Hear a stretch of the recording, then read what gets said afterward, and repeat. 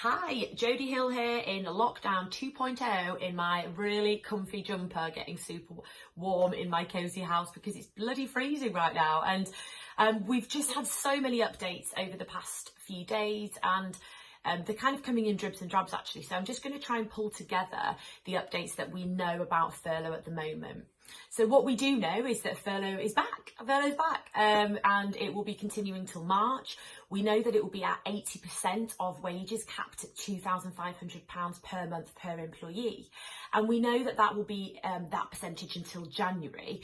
And in January, they'll review for February and for March in terms of the value and how much of a contribution the government will make.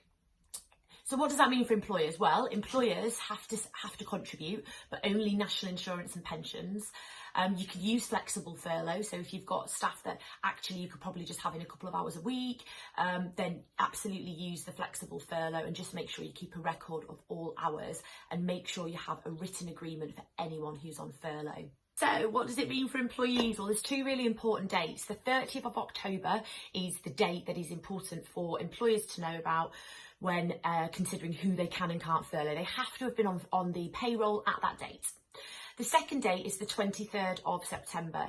If you've dismissed anyone between the 23rd of September and now, you can bring them back and actually put them on furlough, which is a really great idea, especially with all of the lockdown and actually the lack of jobs available at the moment. However, tip, employers need to be mindful if you're going to bring someone back. First of all, make sure there's a really clear written agreement on the basis that you've brought them back. Secondly, you must be mindful that they actually accrue holiday. If someone's on furlough, they're a fully fledged employee and they can actually accrue their own holidays during that period. So what that means is that you will either have to ask them to take holiday during furlough, which you would have to top up to 100%, or you'd have to make a payment to them at the end of their employment along with their redundancy payment if you haven't already paid the redundancy. So it's just something to be mindful of. If you're going to do it on a big scale, can you actually afford to do that because they have those additional rights? So just be really mindful of those additional things that you need to be careful of when making these decisions. So what we do know as well is that anyone who's shielding can take advantage of the furlough scheme. So we encourage employers to explore that to protect those who are most vulnerable in society.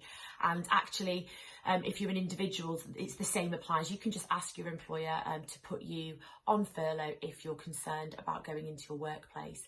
Obviously, at the moment, we're in lockdown, so lots of people aren't working at all.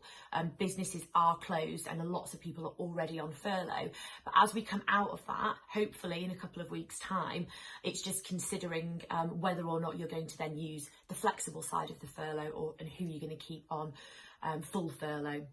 So it's really important that we keep up to date with these all the guidance that's coming out. I'm more than happy to keep doing some updates if anyone's got any questions or is having any difficulties in actually furloughing their staff, or the other way around, employees need help, then just drop me a comment, drop us an email. We'd be more than happy to help. We do have our free coronavirus helpline. It's still going. It's been going since March. We've helped thousands of people, and we'd be more than happy to help with any initial inquiries. Just email coronavirus@thrivelaw.co.uk, and stay safe, guys. I'll speak to you soon.